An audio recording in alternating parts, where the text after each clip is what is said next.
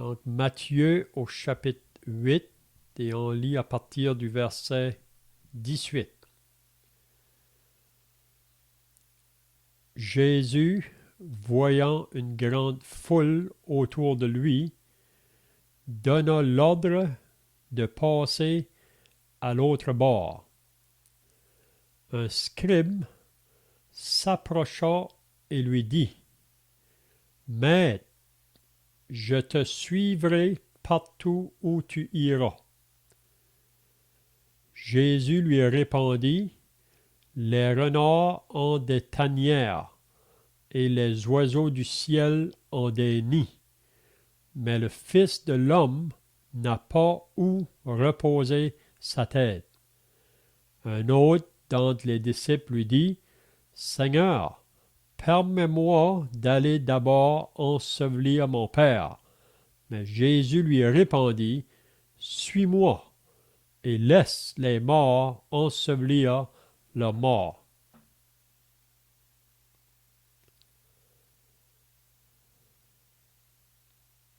Il monta dans la barque et ses disciples le suivirent. Et voici, il s'éleva sur la mer une si grande tempête que la barque était couverte par les flots. Et lui, il dormait. Les disciples s'étant approchés, le réveillèrent et dirent, Seigneur, sauve-nous, nous périssons. Et il leur dit, Pourquoi avez-vous peur, gens de peu de foi? Alors il se leva, menaça les vents et la mer, et il y eut un grand calme. Les hommes furent saisis d'étonnement. Ces hommes furent saisis d'étonnement. Quel est celui-ci, disait-il, à qui obéissent même les vents et la mer?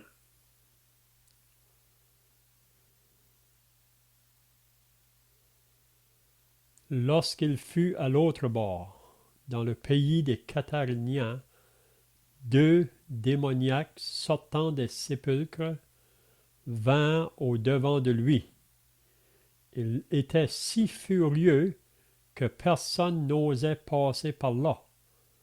Et voici, ils s'écrièrent, Qu'y a-t-il entre nous et toi, Fils de Dieu? Es-tu venu ici pour nous tourmenter avant le temps? Il y avait loin d'eux un grand troupeau de pourceaux qui paissaient.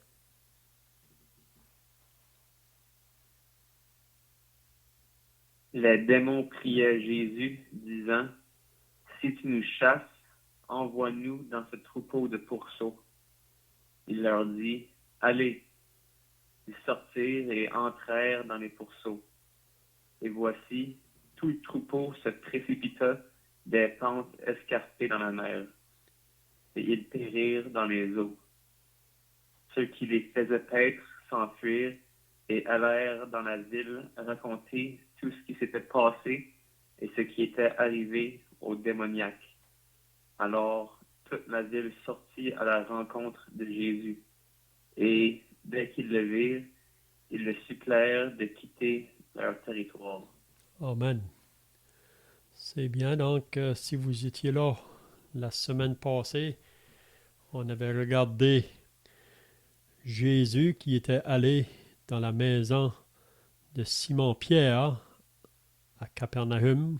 On voit ça dans d'autres évangiles, c'était vraiment à Capernaum. Puis on avait vu que quand Jésus est entré dans cette maison, probablement qu'il y avait plusieurs personnes qui se trouvaient là. Mais la belle-mère de Pierre était malade. Elle avait de la fièvre. Puis on dit que probablement que cette belle-mère était peut-être sur le point même de mourir. Mais Jésus s'est approché d'elle. Puis ça nous dit qu'il a touché. Il toucha sa main. Et la fièvre la quitta. Donc à l'instant, la fièvre l'a quitté. Puis on avait vu là que normalement quand quelqu'un est malade de la fièvre, même quand il va avoir la guérison, là, parfois il est très faible, ça prend quelques jours même parfois pour remonter de nouveau là. Mais ici, on voit cette guérison là, que le Seigneur a faite à la belle-mère de Pierre, que le moment qu'il a touché, la fièvre l'a quitté, puis elle se leva et le servit. Donc, elle était en pleine capacité, si on peut dire. Puis on avait vu la semaine passée que la même chose, quand Jésus sauve une âme, ça se fait à l'instant. Et un instant, on est dans le royaume des ténèbres. L'instant après, on est dans le royaume de la lumière. Ça, c'est vraiment là quand que la nouvelle naissance prend place. C'est le moment qu'un pécheur, premièrement, réalise sa condition de pécheur perdu devant Dieu, puis qui comprend que Jésus, sa mort à la croix, est suffisant pour lui pardonner tous ses péchés. Donc le pécheur qui met sa confiance dans cette œuvre, au même instant, il passe des ténèbres à la lumière, du royaume de Satan au royaume de Dieu.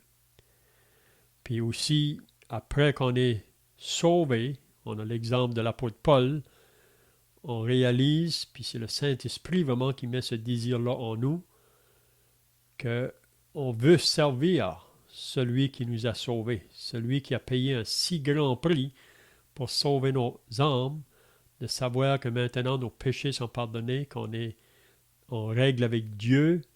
Donc notre désir, c'est de vouloir le servir. Comme Paul a dit, que veux-tu que je fasse? Hein? Donc ça devrait être la caractéristique de chaque personne sauvée de vouloir servir le Seigneur. Puis on sait qu'on est appelé à différentes sphères de service. Il y en a qui ont la sphère parfois plus publique, d'autres c'est plus peut-être caché, mais c'est aussi important l'un que l'autre. Puis souvent, Jésus ne nous demande pas des grandes choses dans le début, c'est des petites choses, puis si on est fidèle dans les petites choses, il va nous en confier des plus grandes. Donc c'est ça qu'on avait vu donc la semaine passée concernant cette guérison-là. Si vous vous rappelez, là, dans le chapitre 8, à partir du chapitre 1 jusqu'au verset 14, ici, là, il y a 3 miracles qui est mentionné, là. Le lépreux qui a été guéri de sa lèpre, le serviteur du centenier, puis ici on voit la belle-mère de Pierre, mais aussi par la suite Jésus a guéri beaucoup de personnes qui étaient malades dans ce moment-là. Donc je ne sais pas si quelqu'un a d'autres pensées de ce qu'on avait vu la semaine passée, là. Sinon on commence au verset 18.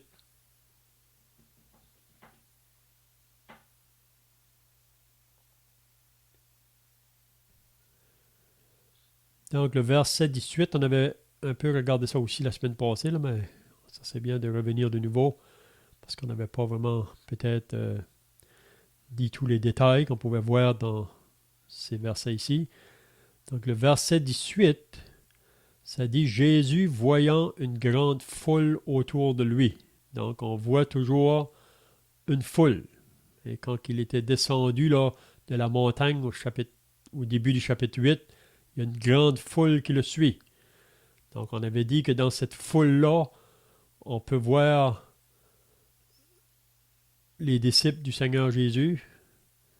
On peut voir les pharisiens, les scribes, les hommes religieux qui pouvaient être dans cette foule-là. Puis aussi, on pourrait voir les gens associés à une vie à une mauvaise vie, là, qui étaient vraiment dans le péché ouvertement. Donc, ils étaient au travers de cette foule. Donc, Jésus, voyant une grande foule autour de lui, il va donner un commandement de passer à l'autre bord. Puis on sait ici, si on regarde dans d'autres évangiles, que c'est vraiment à ses disciples qui dit qu'on va passer de l'autre bord de la mer. Mais ça nous dit au même moment qu'il y a un scribe qui s'est approché. Un scribe, C'est un homme vraiment associé à la religion du judaïsme, là. Un homme qui pouvait même enseigner les Écritures. Un homme qui pouvait être un maître vraiment parmi ces personnes-là religieuses. Mais ce scribe-là, il vient à Jésus. C'est vraiment étonnant parce qu'on voit que ailleurs, Jésus va rencontrer beaucoup d'opposition de la part des pharisiens et des scribes. Même si on lit Matthieu 23, Jésus va lancer là, 8 malheurs sur ces gens-là. Pas parce que Jésus ne les aime pas, mais parce qu'il veut vraiment les réveiller à leurs conditions, parce qu'eux, ils pensent qu'ils sont près de Dieu à cause de leur vie religieuse, mais ils sont très loin de Dieu. Ils ont sur leurs lèvres la parole de Dieu, mais leur cœur est très loin de Dieu. Mais ici, c'est étonnant que ce scribe-là, il vient à Jésus, puis probablement qu'il est là depuis le début du sermon que Jésus a donné à partir du chapitre 5 de Matthieu. On dit que dans l'évangile de Matthieu, Jésus prononce 5 sermons. Puis le premier, c'est du chapitre 5 à la fin du chapitre 7. Puis si vous vous rappelez, à la fin du chapitre 7, ça disait que Jésus enseignait avec une autorité et non pas comme les scribes. Donc, ce scribe ici qui vient à Jésus, après qu'il entend tous ces enseignements-là jusqu'à maintenant, là, il dit « Je te suivrai partout où tu iras ». Donc, c'est toute une parole, ça, pour un scribe. Puis même, en plus de ça, il va appeler Jésus maître. Probablement, après qu'il a entendu Jésus et son enseignement, là, il reconnaissait que c'était un maître. Puis on sait que Jésus, c'est le maître des maîtres. C'est le maître des enseignants. Mais ici, la question peut-être qu'on peut se demander, là, dans quel sens on peut dire que cet homme-là dit « Je te suivrai partout où tu iras ». Pourquoi que ce scribe-là veut suivre Jésus? Est-ce qu'on pourrait avoir des pensées là? Vous avez des pensées?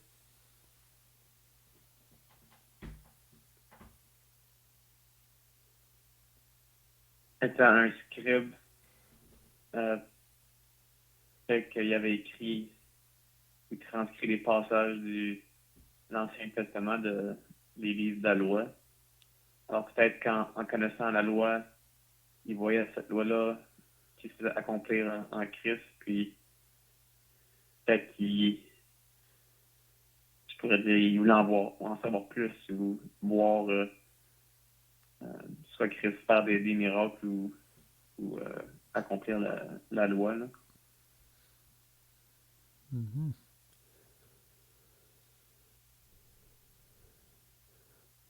Donc tu voudrais dire, là, comme ce scribe-là a vraiment été sous l'écoute des enseignements de Jésus jusqu'à maintenant, puis il peut voir, reconnaître en Jésus que c'est vraiment, peut-être qu'il discerne, que c'est vraiment celui qui était promis depuis l'Ancienne Alliance, à travers les Écritures. Mais moi, je peux penser aussi peut-être qu'il pensait « Je te suivrai partout où tu iras ». C'est l'idée que s'il va suivre le Seigneur, parce qu'on peut voir que la foule qui suivait Jésus, c'était souvent là pour leur confort physique et matériel. On dirait que c'est ça qui les préoccupait beaucoup. Et ils venaient à Jésus parce qu'ils savaient que Jésus pouvait guérir leur maladie, même pouvoir de la nourriture pour les autres. Ils voyaient peut-être plus le sens physique et matériel. Puis on peut voir encore aujourd'hui dans le monde, il y a beaucoup de gens, on dirait, qui veulent suivre Jésus dans ce sens-là. Hein? Puis on sait qu'il y a même un évangile qui est annoncé aujourd'hui, l'évangile de prospérité, là. C'est que quand on suit Jésus, c'est comme si que il n'y a rien qui peut nous arriver, là. On va avoir l'argent, on va être en bonne santé. Hein? Donc, on peut voir que la foule souvent suivait Jésus dans le but de ça. C'est vrai que Jésus peut pourvoir le côté physique et matériel, mais le côté prioritaire, vraiment, Jésus, c'est vraiment le côté spirituel, le côté céleste, là. C'est ça qu'il veut transmettre, vraiment. Donc, peut-être la pensée, c'est le scribe, je te suivrai partout où tu iras. Donc, dans ce sens-là, là. Et que le Seigneur va prendre soin, peut-être, il va me donner un abri, il va me donner des choses qui concernent matériel. Mais je pense que le verset 20, la réponse de Jésus veut lui faire comprendre que c'est pas nécessairement si on va suivre Jésus qu'on va rencontrer ces bien-être-là, dans le côté physique et matériel. Jésus peut le nous donner, mais c'est pas toujours le cas parce qu'on voit souvent ceux qui ont suivi Jésus, ils ont tout perdu beaucoup de ces choses-là matérielles. Hein? Donc Jésus lui répond, les renards ont des tanières. Donc ça veut dire les renards ont une maison, un abri. Et les oiseaux du ciel ont des nids. Donc c'est un peu la même pensée. Mais le Fils de l'homme n'a pas un lieu où reposer sa tête. C'est ça qu'on lit dans un autre évangile. Il n'y a pas un lieu où reposer sa tête. Donc, pour moi ici, Jésus veut faire comprendre à ce scribe-là le bon côté de la chose. Là. Si on va suivre Jésus, c'est pas nécessairement qu'on va toujours avoir le côté physique et matériel dans une abondance toujours.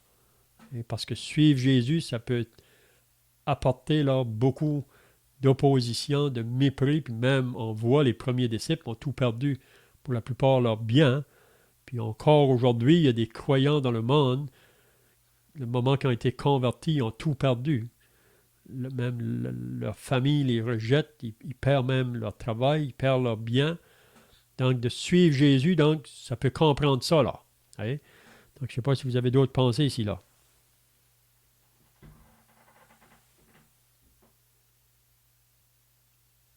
Donc, on pourrait voir que ce verset ici vraiment met c'est vraiment contraire à l'évangile prospérité qu'on entend souvent, disant que si on est sauvé, que on va avoir abondance de biens, toutes ces choses. On peut voir ici que même lui qui possédait tout, Christ lui-même avait pas de place pour reposer sa tête. Mm-hmm. Puis si on regarde la vie des prophètes, dernièrement, je suis en train de lire le prophète Jérémie.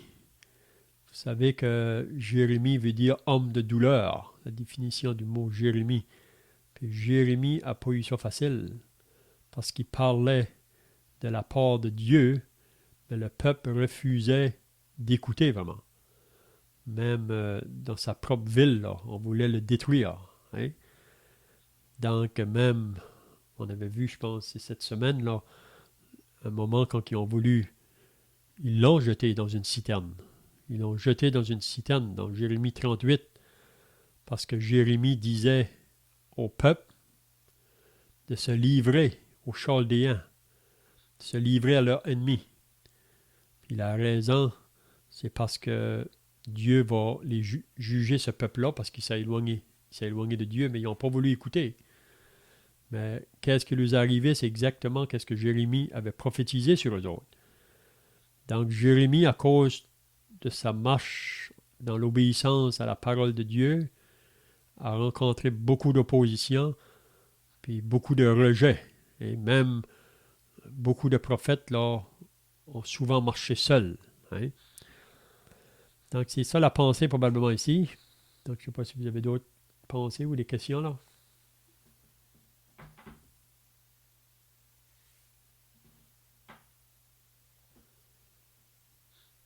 Donc le verset 21, on voit une autre personne qui s'approche de Jésus. Ça dit un autre d'entre les disciples. Donc c'est bien de souligner ça là. Un autre d'entre les disciples. Ça veut dire que celui-ci se disait un disciple de Jésus. Puis on sait que ce n'est pas tous ceux qui se disent disciples qui sont réellement des disciples. Et on voit ça même dans Jean chapitre 6, là, qu'il y en a plusieurs qui se disaient disciples, mais qui ont quitté le Seigneur. Ils sont détournés de lui parce qu'ils trouvaient que ses paroles étaient trop dures.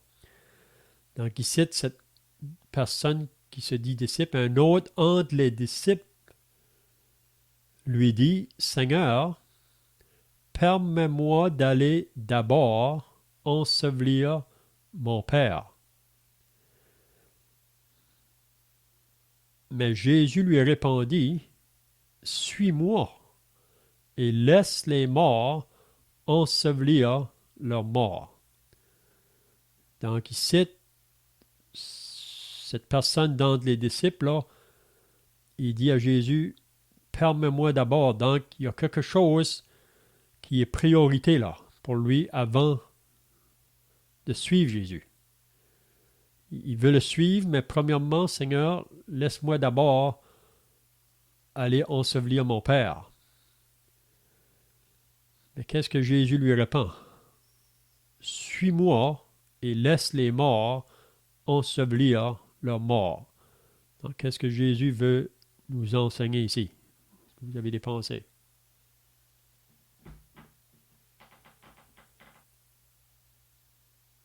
D'après ce que je peux comprendre, le premier mot mort, qui dit suis-moi et laisse les morts, j'aimerais penser que ça parle de ceux qui sont morts spirituellement. Alors il dit de ceux qui sont morts spirituellement d'ensevelir leur mort. Je pense que le deuxième mort, c'est la mort physique, mais je pense que le premier, c'est ceux qui sont spirituellement morts, en autre mot, ceux qui ne sont pas des disciples. Je sais pas, qu'est-ce que tu penses, toi? Mhm. Oui, ça, on peut voir que c'est ça que Jésus veut vraiment dire ici. Mais, comme j'ai dit, ces disciples-là qui voudraient suivre Jésus, si on peut dire, il ne dit pas comme le scribe. Le scribe dit, lui, je te suivrai partout où tu iras. C'est comme si que le scribe est prêt à le suivre. Mais celui-ci, lui, avant de suivre Jésus, il y a une autre chose qui est prioritaire là. Donc, on voit un lien familial, puis c'est juste la chose normale. Et le Seigneur nous tient responsables face à nos parents et face à nos familles. Mais quand ça vient de suivre Jésus, il ne devrait pas avoir autre chose en avant. Parce que Jésus doit toujours avoir la priorité. Vous savez, des fois, je dis à ma femme que j'aime quelqu'un plus qu'elle. Puis là, je lui fais comprendre que mon amour doit être premièrement pour Jésus. Ensuite, je peux transmettre aussi cet amour-là à mon épouse ou à mes enfants. Mais Jésus veut toujours le côté prioritaire. Il a dit, cherchez premièrement la justice et le royaume de Dieu et toutes les autres choses vous seront données par-dessus. Donc, parce que vous savez, même ici, là, quand il dit, permets-moi d'aller d'abord ensevelir mon Père, vous savez, quand c'est associé au peuple juif, là, dans les familles, là, ça pouvait prendre beaucoup de temps ça, pour accomplir ça. Là. Parce que peut-être son père n'était pas encore décédé, peut-être qu'il était près de mourir, ou qu'il était mort, mais s'il devait faire l'ensevelissement, ça comprenait beaucoup de jours. Donc, mais quand ça vient de suivre le Seigneur, c'est le Seigneur devrait avoir la priorité, toujours en premier. Donc, mais Jésus lui répondit, suis-moi et laisse les morts ensevelir leurs morts. Donc, on pourrait faire beaucoup d'autres applications ici, là, qui peut prendre dans nos vies la priorité avant Jésus. On vit dans un monde aujourd'hui que on fait toutes nos affaires, puis s'il nous reste du temps, là, on va vers Jésus ou on cherche Dieu, mais ça devrait être le contraire. Hein? Donc, je ne sais pas si vous avez d'autres pensées ici.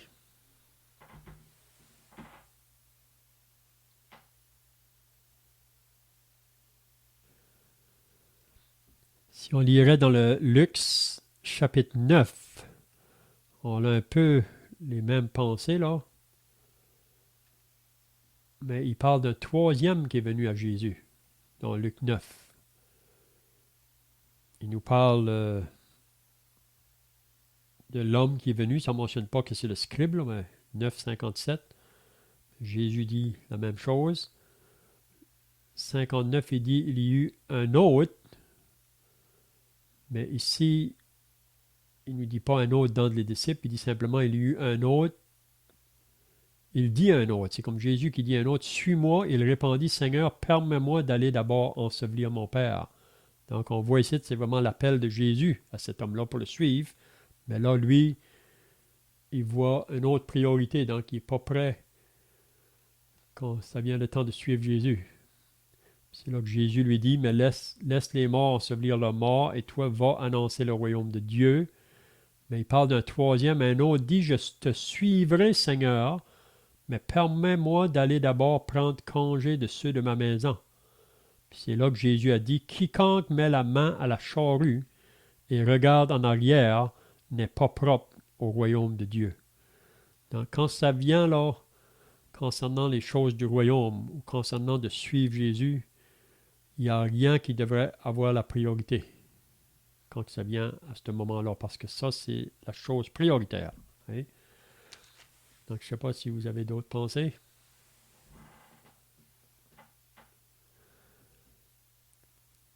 Probablement, vous vous rappelez là, du souper là, que le Seigneur avait parlé, un homme qui avait fait un grand souper, puis on voyait ses serviteurs invités, les conviés. Puis ils sont partis, mais ceux qui avaient été invités, ils m'ont donné toutes sortes d'excuses. Toutes sortes d'excuses.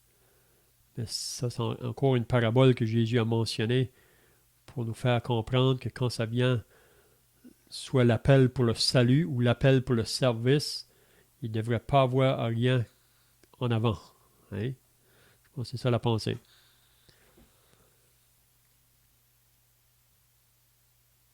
Donc, il y a des questions ici ou d'autres pensées là?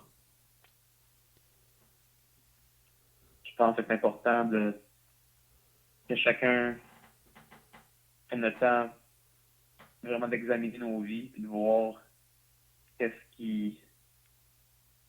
c'est quoi qui me préoccupe, c'est quoi mes priorités. C'est facile en tant que chrétien de dire que oui, le Seigneur est ma priorité, mais des fois on doit s'arrêter et vraiment voir ce qu'on fait de notre temps.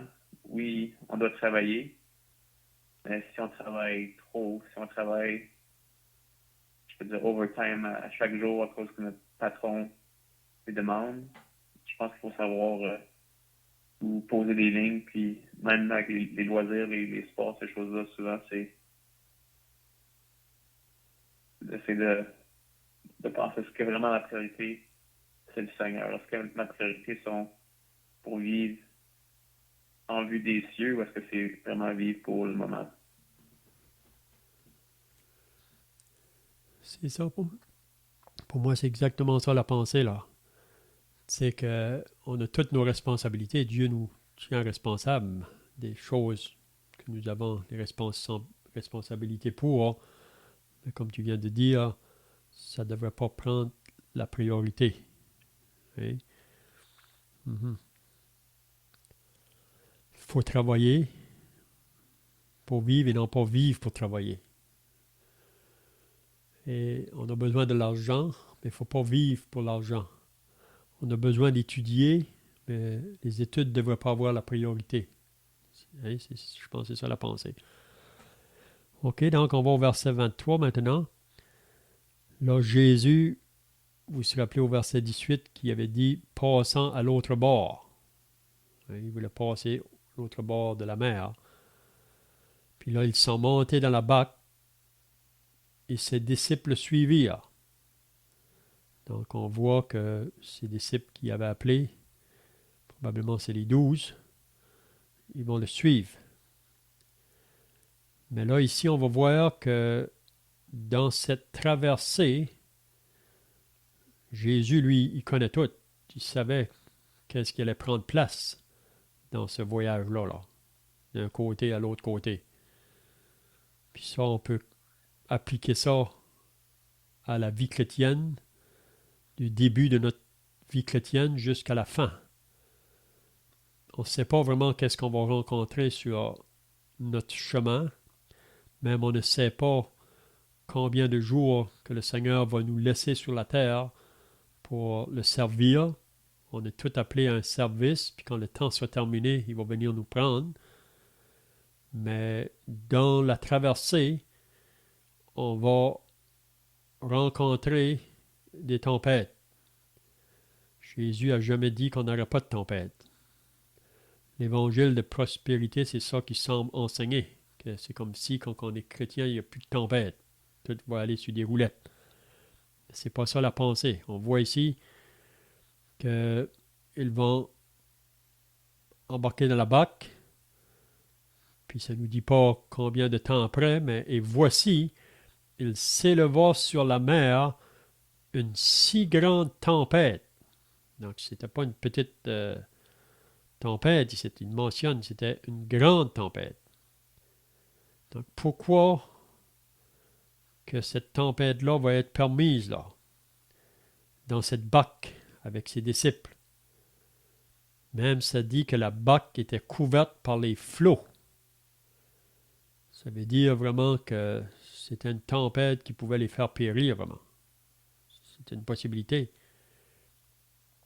Mais pendant que cette tempête-là se fait, une grande tempête, ça dit que Jésus dormait. Comment est-ce qu'on peut faire pour dormir dans une grande tempête? Qu'est-ce que vous pensez?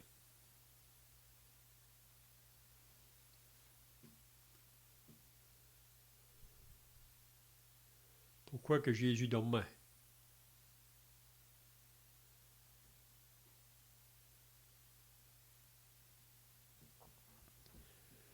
Donc, on pourrait dire, premièrement, Jésus, comme un vrai homme, il connaissait la fatigue, il connaissait la faim, il connaissait qu'est-ce que c'était d'avoir soif. Puis Jésus, à cause de ces foules-là qui étaient toujours en arrière de lui, là, qui le suivaient, puis toutes les guérisons qui opéraient, vous savez, ça accumulait la fatigue. Même dans Marc 6, avec la même histoire, là, ça nous dit qu'il y avait tellement d'allants et de venants qu'ils n'avaient même pas le temps de manger, là, Jésus et ses disciples. Donc, quand il parle d'aller l'autre bord, là, si vous lisez dans Marc, il dit « Venez à l'écart pour vous reposer ». Donc, ils avaient un temps que Jésus reconnaissait qu'il avait besoin de repos, mais si on regarde vraiment, même dans l'évangile de Marc, qu'ils n'ont pas connu trop de repos, parce que quand ils sont arrivés l'autre bord, la foule était là encore. Mais moi, j'ai appris au travers de ma vie chrétienne jusqu'à maintenant que le repos vraiment qu'on a, c'est dans le service. Il y a un repos à servir le Seigneur. Puis quand il y a un besoin, on devrait être là. Mais ici, on peut voir cette pensée-là, que Jésus, comme un vrai homme, connaissait la fatigue. Hein? Parce que si on lit le psaume 121, ça dit « Il ne dort ni ne sommeille celui qui garde Israël ». Mais ici, comme un homme, Jésus dormait. Vous vous rappelez quand il est arrivé en Samarie, là, au puits de Jacob, ça dit qu'il était fatigué, là. Il s'est assis sur le bord du puits. Donc Jésus connaissait la fatigue. Mais aussi, on pourrait voir dans Jésus un homme face à la tempête qui peut rester calme et tranquille, même face à une tempête. Puis c'est ça qui va parler à ses disciples par la suite, là. Hein? Donc c'est dans le calme et la confiance que sera votre force. Vous savez, quand une tempête arrive, souvent, on devient agité, on voudrait que les choses s'arrangent ou on voudrait essayer d'arrêter la chose, mais des fois on devient agité. Mais le calme, c'est dans le calme et que sera votre force et la confiance. Donc, je ne sais pas si vous avez des pensées ici, là.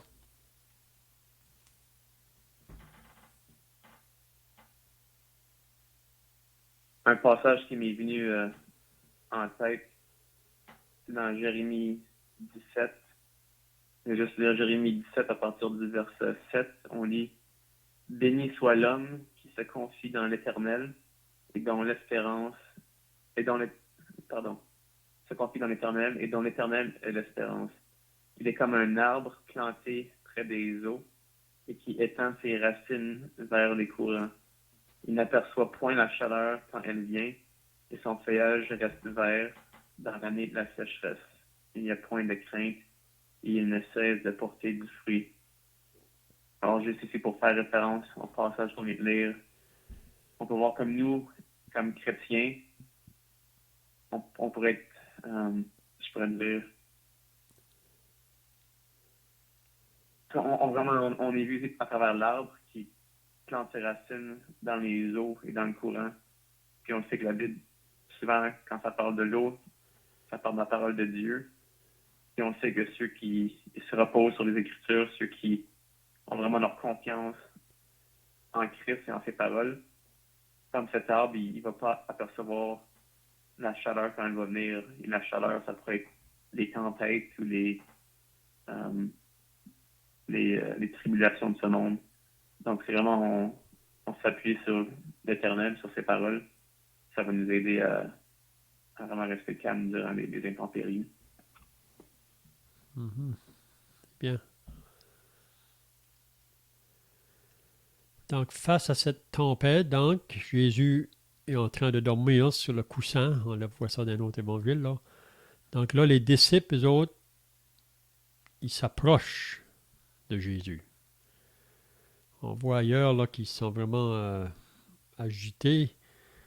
Mais là, ici, face à leur agitation, ils viennent à Jésus. On peut les voir là, s'approcher de Jésus, puis c'était toute une tempête. Là. On peut penser l'eau qui rentre dans la barque. Ils voient qu'ils vont périr pour eux autres. Donc, ils s'approchent de Jésus. Ça ne nous dit pas comment est-ce qu'ils l'ont réveillé. Ça dit simplement ils le réveillèrent.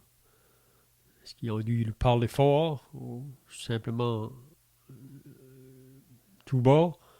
Mais on voit qu'ils l'ont réveillé. Ils ont dit, Seigneur, sauve-nous, nous périssons. Donc on voit les disciples face à un danger. On peut dire que c'est à la bonne personne qu'ils viennent. Ils reconnaissent que Jésus peut faire quelque chose. Puis ça, c'est vraiment peut-être une application qu'on peut faire pour nous chrétiens quand il arrive des tempêtes dans notre vie. Est-ce qu'on réalise que Jésus peut faire quelque chose? Il peut intervenir là. Donc on peut voir ça ici de la part des disciples. Un peu. Mais je pense que les disciples, encore ici, ne connaissaient pas vraiment pleinement qui était le Seigneur là. Parce que même au verset 27, ils vont dire ces hommes furent saisis d'étonnement après que Jésus a calmé la tempête. Là. Puis il disait quel est celui-ci, disait-il, à qui obéissent même les vents et la mer. Donc on voit là qu'ils reconnaissent Jésus, mais ils n'ont pas encore saisi pleinement celui qui est au contrôle de tout. Là. Hein? Puis c'est à travers de ces expériences ici que les disciples vont apprendre à se confier en lui davantage. Là. Je pense que c'est la même chose pour nous dans nos vies chrétiennes. Dieu permet des circonstances, parfois c'est dans le but d'affermir notre foi. C'est dans le but que nous réalisons que le Seigneur peut tout. Hein? Donc, Seigneur, sauve nous périssants. Donc, c'est vraiment la bonne personne qu'on doit venir. Puis ici, on peut l'appliquer aussi à l'Évangile. Le moment qu'un pécheur réalise qu'il est en train de périr, puis qu'il reconnaît que Jésus est la seule personne qui peut le délivrer de cet état-là, de cet état de perdition. Donc, le pécheur qui crie au Seigneur pour le salut de son âme, il réalise que s'il va être sauvé, c'est seulement par Jésus et rien d'autre. Hein? Donc, on peut faire l'application ici. Donc, Seigneur, sauve-nous, nous périssons. Puis, qu'est-ce que Jésus leur dit? Pourquoi avez-vous peur? Est-ce que ce n'est pas une chose normale d'avoir peur quand on est dans une grande tempête? Mais Jésus leur pose la question, pourquoi avez-vous peur, gens de peu de foi? Donc, pourquoi que Jésus pose cette question-là ici, là? Les pensées?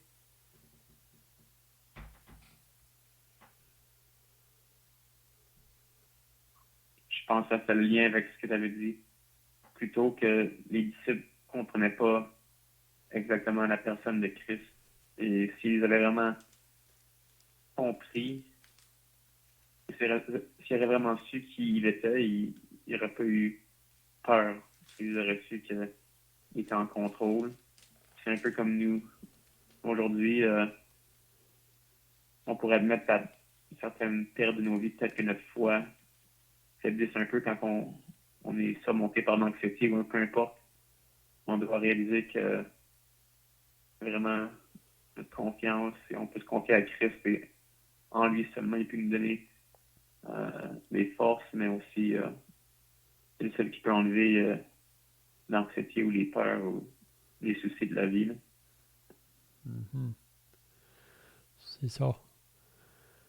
On voit la pensée aussi dans le psaume 107, là, c'est un peu la même pensée. Ça dit ceux qui étaient descendus sur la mer dans les navires et qui travaillaient sur les grandes eaux, ceux-là virent les œuvres de l'Éternel et ses merveilles au milieu de l'abîme. Il dit, et il fit souffler la tempête, qui souleva les flots de la mer. Il montait vers les cieux, il descendait dans l'abîme. Donc, on peut voir la mer avec les grosses vagues là, quand la tempête est là. Leurs âmes étaient éperdues en face du danger. Donc, c'est un peu comme les disciples. Saisis de vertige, ils chancelaient comme un homme ivre, et toute leur habileté était anéantie. Donc, ils réalisent qu'ils sont sans force. Puis je pense qu'on devrait toujours se voir dans une condition comme ça. Quand ça vient pour le salut, lorsque nous étions encore sans force. Vous savez, quelqu'un qui va être sauvé, il réalise cette condition-là. Puis le Seigneur veut nous apprendre, après qu'on est sauvé, qu'on devrait toujours réaliser qu'on est sans force face à toutes les circonstances qui pourraient venir dans notre vie. Il y a des circonstances, parfois on dirait que ça paraît plus facile à surpasser. Là. Hein? Mais ici, on voit dans le psaume 107, saisis de vertige, okay? Dans leur détresse, ils crièrent à l'Éternel. Donc on voit qu'ils ont fait comme les disciples ici dans le psaume 107. Là. Ils ont été tout de suite à l'Éternel quand ils étaient dans la détresse. Ils crièrent à l'Éternel et il les délivra de leur angoisse. Il arrêta la tempête, ramena le calme, et les ondes se turent. Ils se réjouirent de ce qu'ils s'étaient apaisés. Et l'Éternel les conduisit au port désiré. Donc c'est vraiment la même pensée ici. Là. Donc, crier à l'Éternel, c'est lui qui peut arrêter nos tempêtes. Puis souvent, quand on a peur, quand on a crainte, souvent c'est parce que on manque là, de réaliser que celui qui est à côté de nous, il peut tout. Mais ça, on développe ça à mesure qu'on avance. Pour moi, dans la vie chrétienne, une dépendance sur Dieu là, face à toutes les tempêtes qui peuvent venir dans la vie. Hein? Donc Jésus va leur dire, pourquoi avez-vous peur, gens de peu de foi? Puis là, Jésus va réagir. Alors il se leva, menaça les vents et la mer, et il y eut un grand calme. Donc, encore là, ici, là, sur les éléments de la nature, je ne sais pas si vous avez déjà été dans une tempête sur la mer, mais même quand que le vent tombe, la mer est toujours agitée pour un bout de temps, là. Mais ici, tout est devenu calme. Et probablement que les vagues ont arrêté, là. Ces hommes furent saisis d'étonnement. Quel est celui-ci, disait-il, à qui obéissent même les vents et la mer? Donc, chaque croyant, je suis convaincu de ça, qu'on passe toutes par des expériences comme ça, là. Des tempêtes dans la vie, ça peut être dans le foyer, ça peut être au travail, ça peut être à l'école, si vous êtes là, ou dans l'assemblée, des tempêtes que Dieu permet parfois dans nos vies pour voir comment on va réagir. Mais c'est dans le but d'affermir notre foi, de réaliser que celui à qui on appartient, là, il est au contrôle de tout. Même souvent la tempête, quand ça vient, le temps de la mort. Et David pouvait dire, quand je marche dans la vallée de l'ombre de la mort, je ne crains aucun mal, car tu es avec moi. Donc, la raison que David peut parler de même, c'est parce il a connu, il a appris au travers de sa vie avec le Seigneur, là, que le Seigneur est là pour le soutenir. Donc, je vois que le temps est passé. Je ne sais pas si vous avez des questions ou d'autres pensées ici. Sinon, on va terminer par la prière.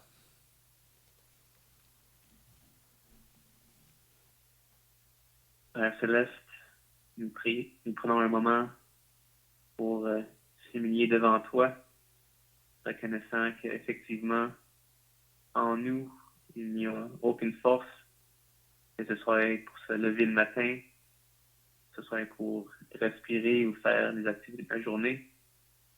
Nous n'avons aucune force de nous-mêmes et on sait que c'est toi qui donnes à tout être le respire et l'énergie pour même être et vivre.